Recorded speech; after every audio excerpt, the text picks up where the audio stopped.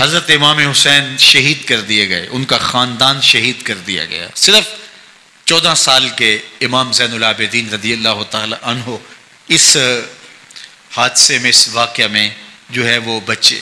اور سب سے زیادہ دکھ اپنی آنکھوں سے انہوں نے دیکھے. کربلا کا منظر بھی دیکھا، کوفے کا دارالعمارہ بھی دیکھا، اور دمشق کا دربار یزید بھی دیکھا، اور پھر یہاں سے مدینے پہنچ کر اہل مدینہ سے جو سامنا ہوا امام زین العابدین نے وہ لمحے بھی دیکھے.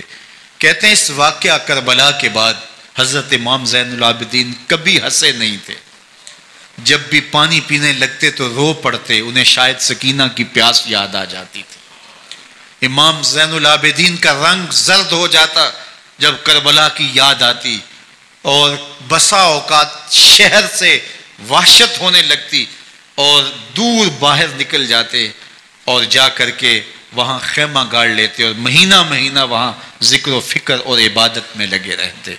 امام زین العابدین کے ہاتھوں میں ہتھ کڑیاں، پاؤں میں زنجیریں، اور اونٹ پہ باندھ کر کے جب حضرت امام زین العابدین کو شہیدوں کی لاشوں کے قریب سے گزارا گیا تو غشی پہ غشی طاری ہو رہی تھی امام زین العابدین پہ.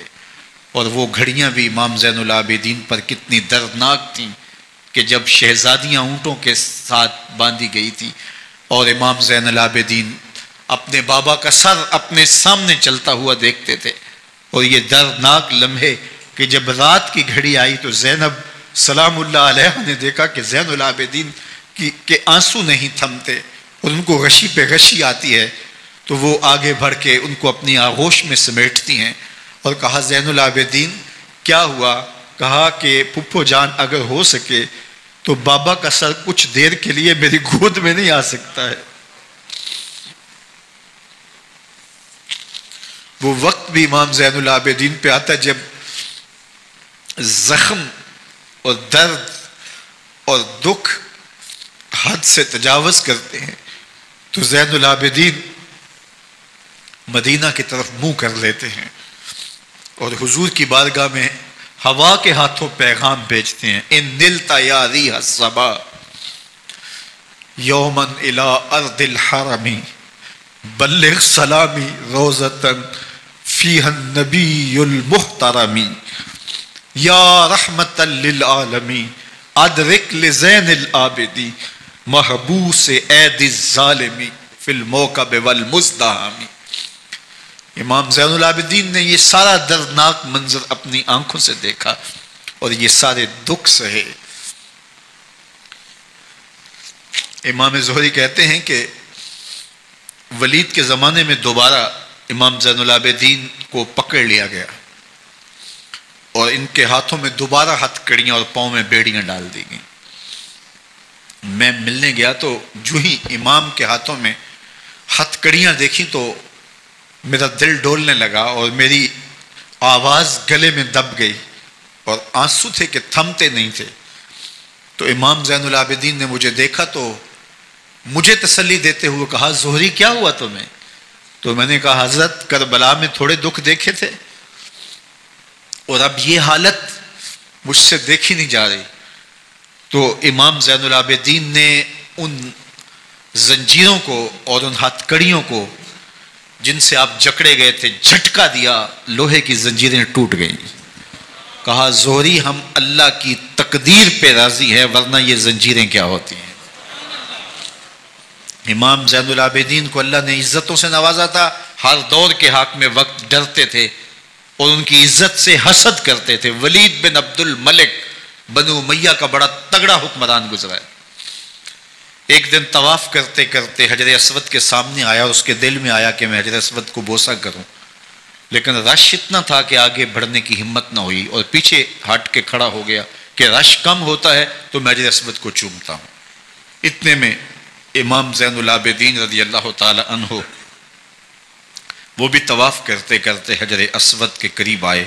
ایک لمحے کے لیے توقف کیا، لوگوں نے راستہ چھوڑ دیا.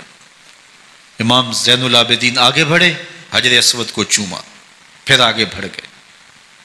ولید بن عبد الملک کو بڑا غصہ آیا کہ لوگوں نے میرے لیے تو راہیں نہیں چھوڑی اور زین العابدین کے لیے راہیں چھوڑ دی ہیں، تو وہ اپنے درباری شاعر کو، فرزدق کو جو اس کے ساتھ کھڑا تھا، اس کو پوچھتا ہے من ھذا، یہ کون ہے؟ حالانکہ اسے پتا تھا یہ امام زین العابدین ہے۔ بعض اوقات سوال تفہیم کے لیے کیا جاتا ہے، سمجھنے کے لیے کیا جاتا ہے، اور بعض اوقات سوال تحقیر کے لیے کیا جاتا ہے۔ جس طرح کسی شخص کو آپ پسند نہ کرتے ہو اور وہ کوئی کام کرے تو آپ کہتے ہیں یہ کون ہے، یہ کون ہے؟